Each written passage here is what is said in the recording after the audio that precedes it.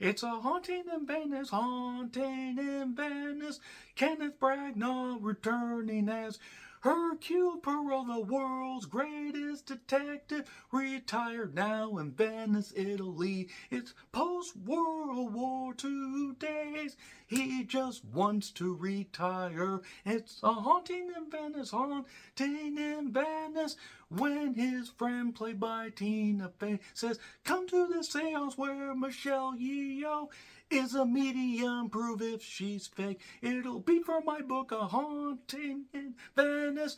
But are ghosts or humans real?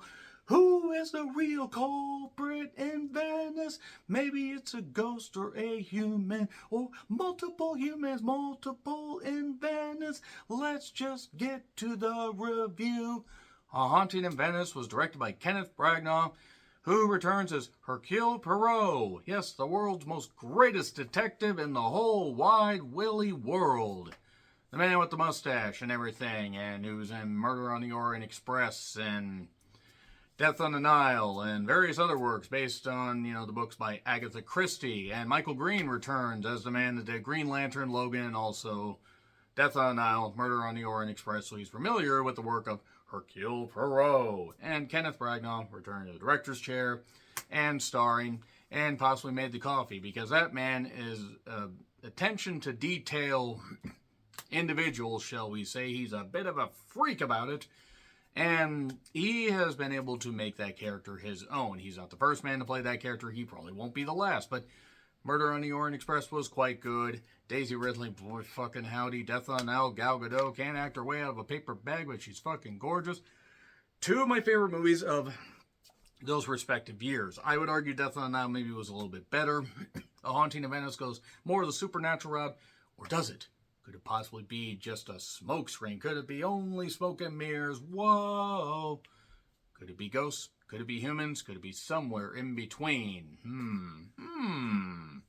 So yeah, why is this review up this early, even though the movie isn't out technically until September 15th or earlier showings on the 14th? It is because I saw a special screening. Now, quick story. I live in Washington, for those that don't know. For those that are Washingtonians, if you're Western Washingtonians, I saw it at the Cinemark Lincoln Square Theater in Bellevue on Bellevue Way. And I'm going to say, nice staff, great theater, and I'm never going there again because, my God, I got lost several times. Bellevue is a freaking zoo and an insane asylum, just of skyscrapers and everything. It's a maze. It's nuts. It was a 5-level parking garage. I was on level 4. I had to go up those floors and up to the 3rd floor of the mall complex, whatever, to get to the theater. And then I sat down and I decided to watch this. And I was bound and determined. I had watched Bottoms for a second time just before. Check out my review of that and go watch Bottoms.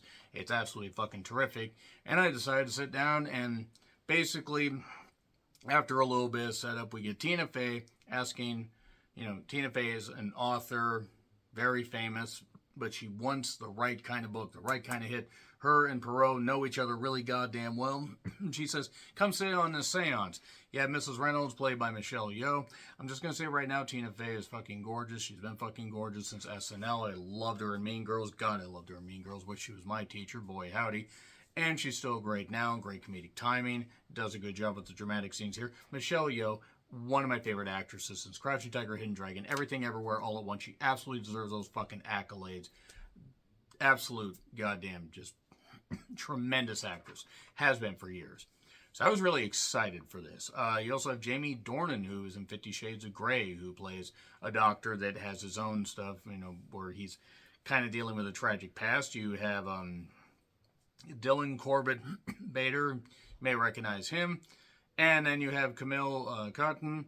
You have Kelly Riley, who is in her mid-40s and looks fucking incredible. She's been in a lot of good stuff. You have Emma Lane and Jude Hill, who plays the kid Leopold, and is easily the creepiest goddamn kid that they've had in a movie in a while. That, I will say, one spoiler right now, that wasn't the actual culprit. It's not like the Good Son stuff where it's so goofy. Jude, he's good. I can't wait to see what this young lad does. But yeah, they're in Venice, post-World War II time. And Venice seems like a nice city to visit, but I don't know if I'd ever want to live there. As much as I love Italian women, boy do I love Italian women. Don't make an Italian woman mad. Hercule Poirot is summoned, basically, even though he's retired, to sit in on the seance because Kelly Riley lost her daughter. And that was after her daughter had a heartbreak from a broken engagement. And the house is in disarray and all that stuff. She's married to Jamie Dornan's. Well, Jamie Dornan's character actually, he doesn't actually, he's just so goddamn wrapped up in his own goddamn head. He is the father to Jude Hill. And let's just say everybody has a relationship, but everybody has a very fractured relationship, shall we say. There's the hired help. There's the typical stuff. There's a police officer there. There's the jilted, or the ex-lover that left and then came back all of a sudden like he was looking for money. So everybody, all these pieces are together, and then a tragedy happens. Obviously, it's a Hercule Poirot movie. And now he's locking him in and determined to figure out who the killer is. I'm going to say this has all the earmarks of a movie that,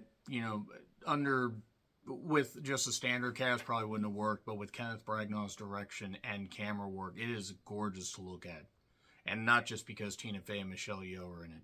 And not just because a couple of the other actresses are in it. No, it's just gorgeous to look at. It plays with the dancing, dancing light and the shadows and stuff like that.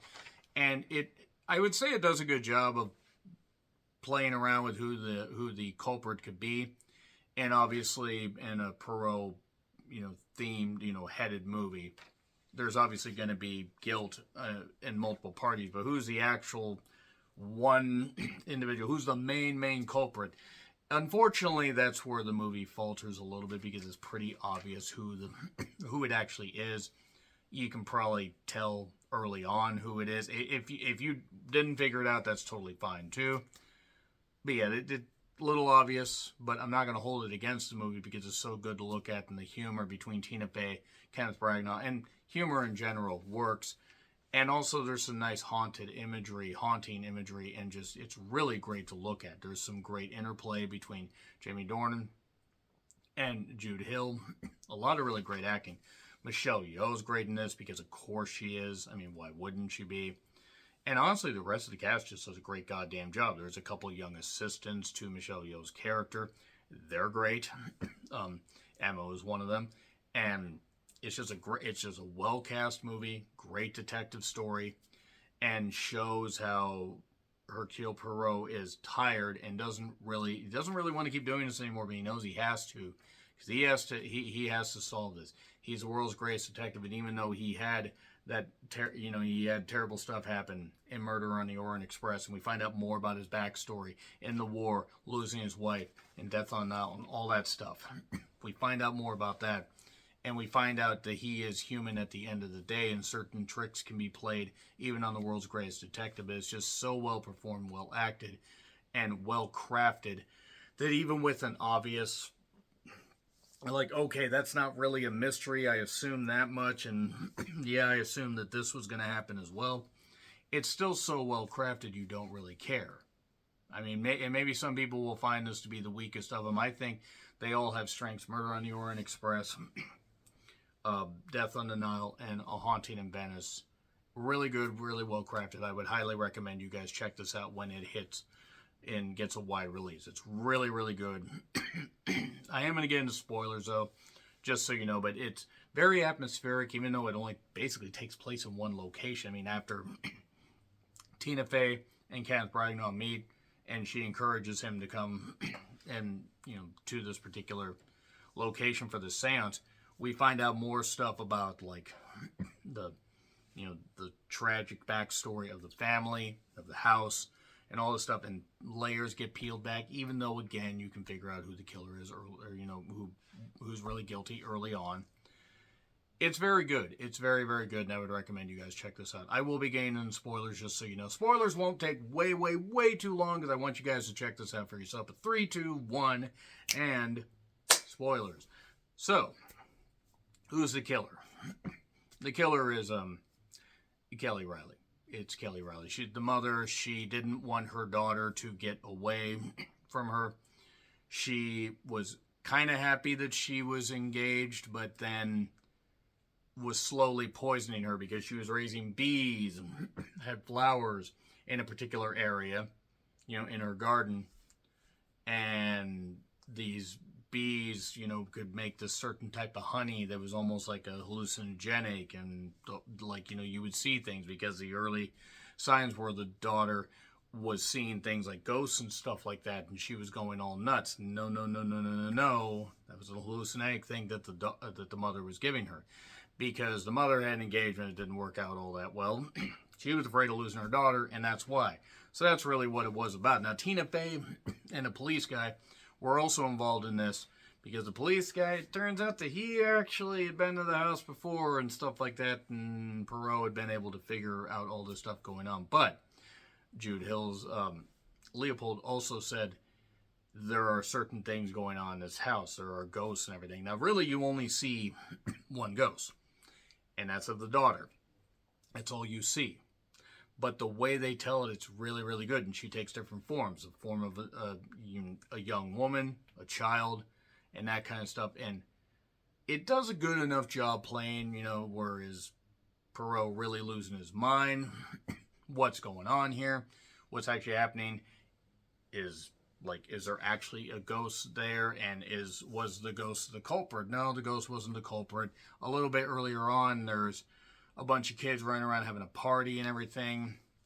And there's a shadow puppet show thing, something like that, about doctors and nurses that, cause certain things. There's a deal called Children of the Vendetta, or the Children Vendetta, I believe. It's like, it's just, they say it a couple different ways, honestly.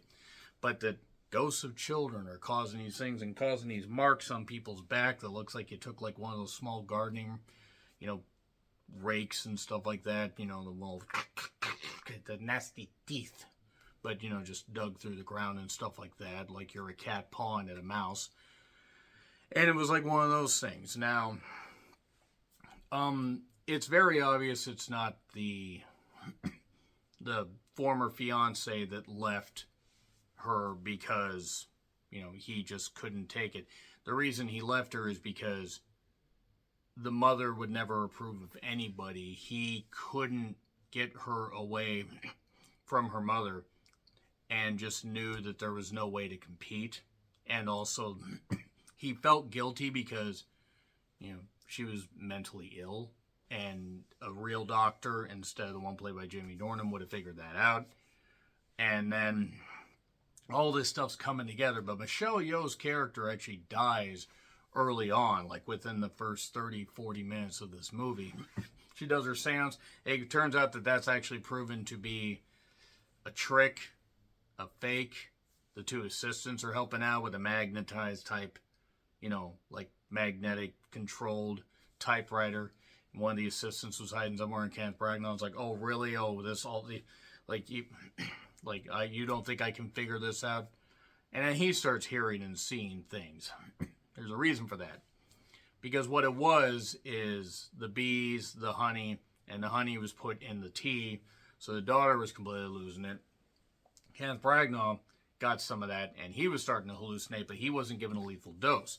The reason the daughter dies, the daughter got a lethal dose when the hired help basically said, basically was watching, and the mother had kept feeding her a certain amount.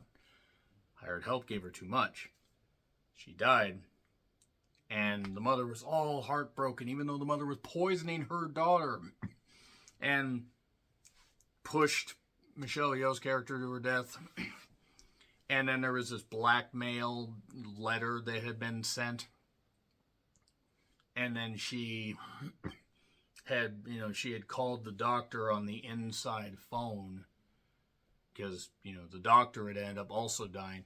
She had encouraged him, basically saying, hey, you know what you did, I know, what I did and everything, well, you need to off yourself. So he offed himself at her behest, because he was totally goddamn insane, because he'd been in the war and it just wasn't going all that good, and because he had basically felt very, very guilty for a lot of the stuff he had seen, and he was war torn, he was fractured, and he was easily moved, easily motivated to do things that he probably wouldn't originally do.